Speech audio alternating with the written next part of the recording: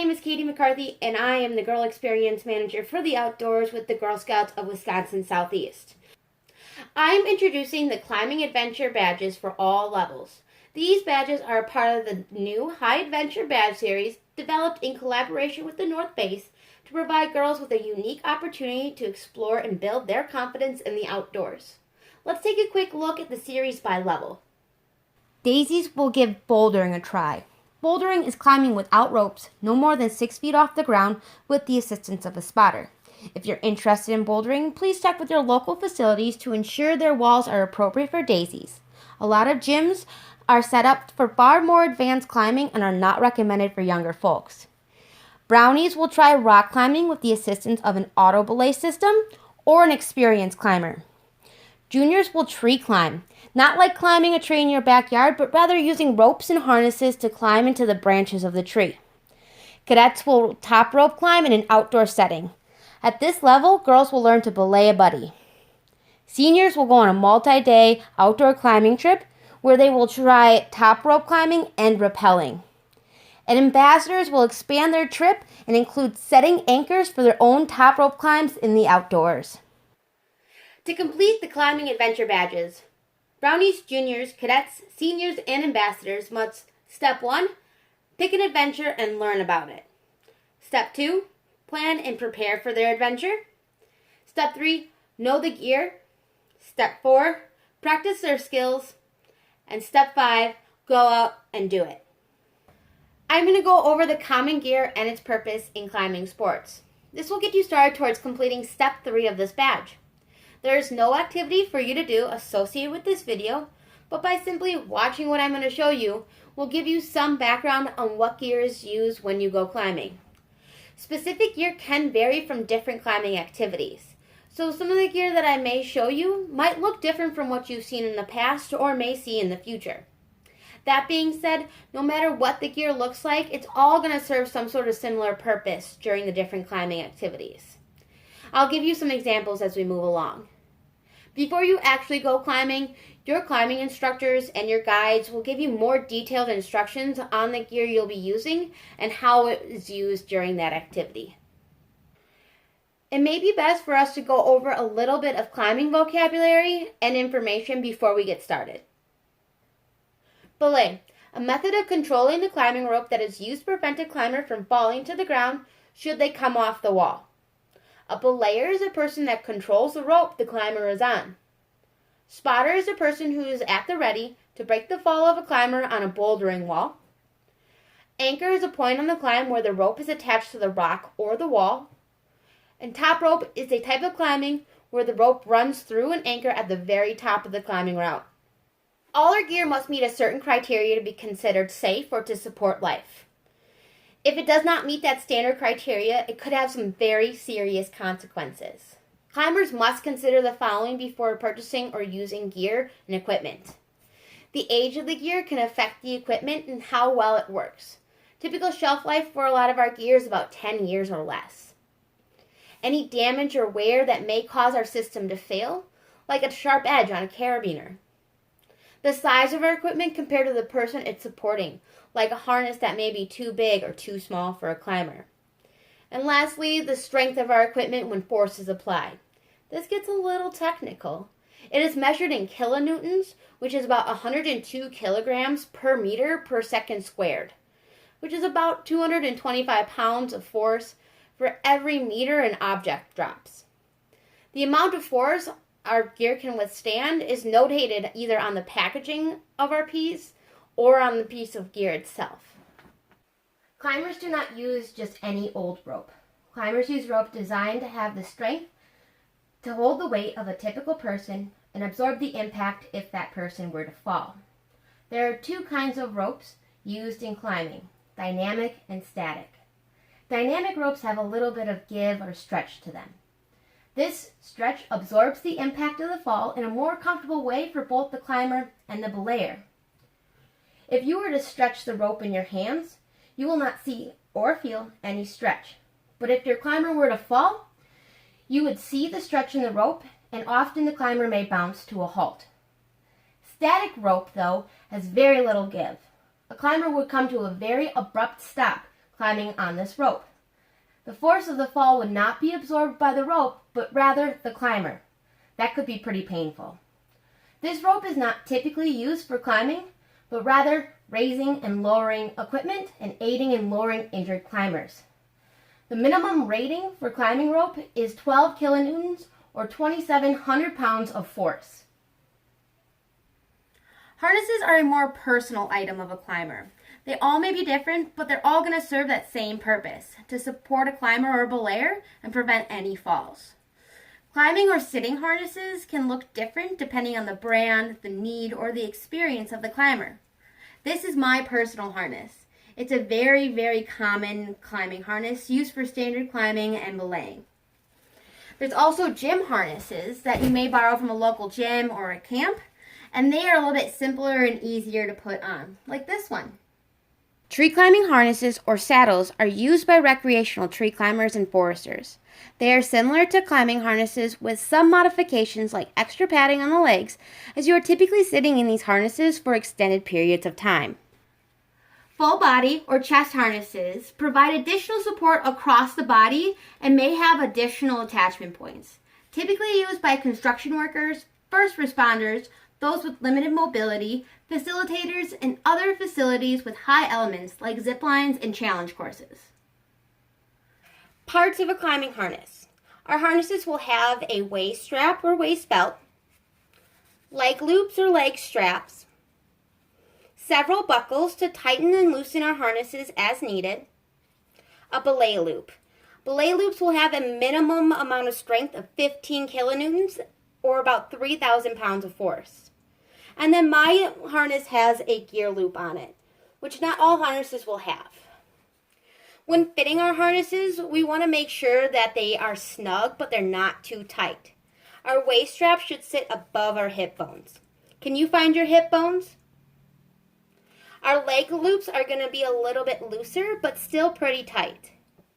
And we want to make sure we have 1 to 2 layers of clothing between our harness and our skin to avoid any rubbing or rashes.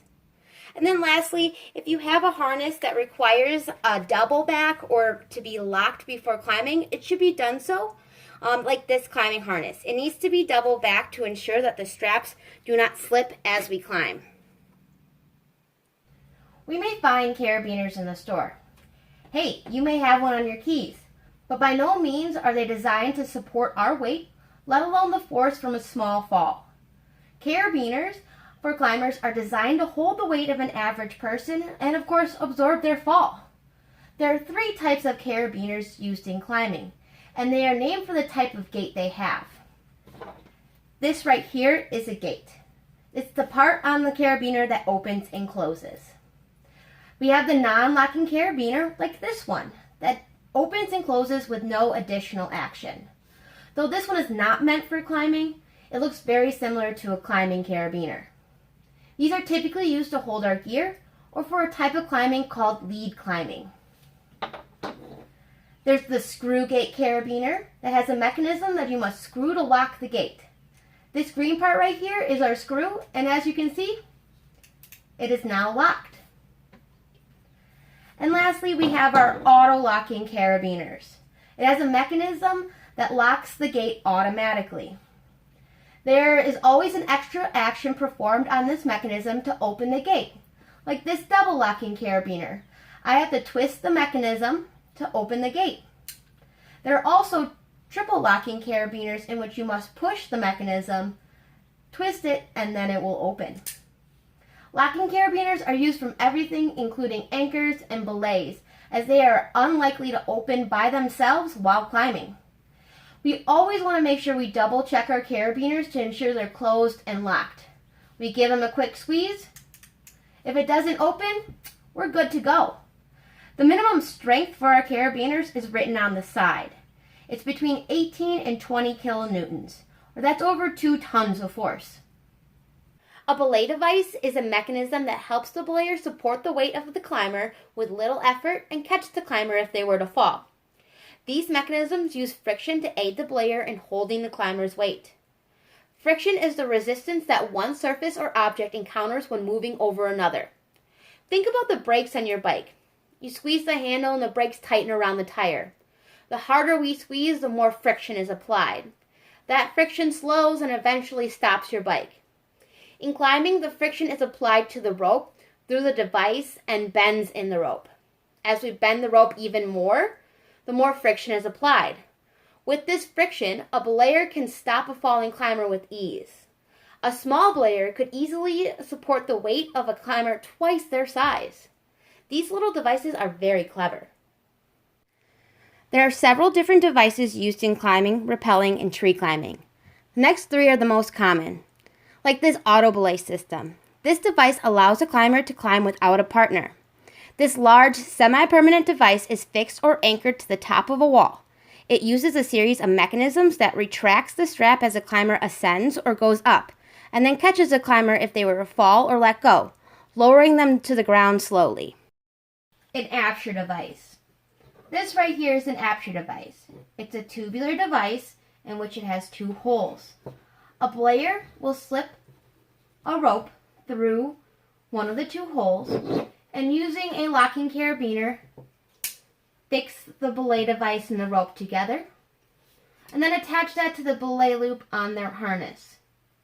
Once locked in place, our belayer now has complete control over the amount of tension on the climber's rope using friction. That friction is created as the rope passes through the device and rubs up against both the device and our carabiner.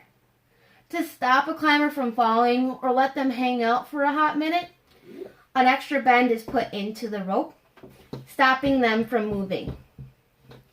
Once that bend is released, that climber can pass, the rope can pass through the belay device and the climber can be lowered to the ground. Our other device is an assisted locking belay device, just like this one. Like our aperture device, the rope is fed through the device, locked in place using a locking carabiner, and clipped onto the belay loop on the harness. Once on there, the rope passes through, but it has a special locking mechanism inside, allowing it to break if an amount of force or weight is added to it. To release that, there's a lever here on the side, which opens up, releasing the locking device, and the climber can be lowered to the ground.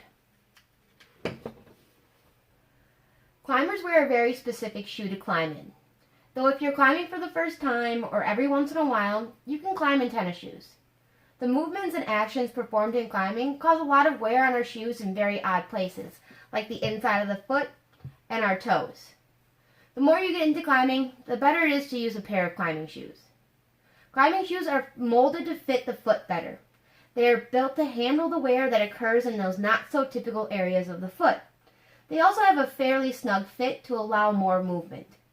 These shoes also have a stickier rubber on the sole, similar to race car tires, that provide an extra amount of traction while climbing.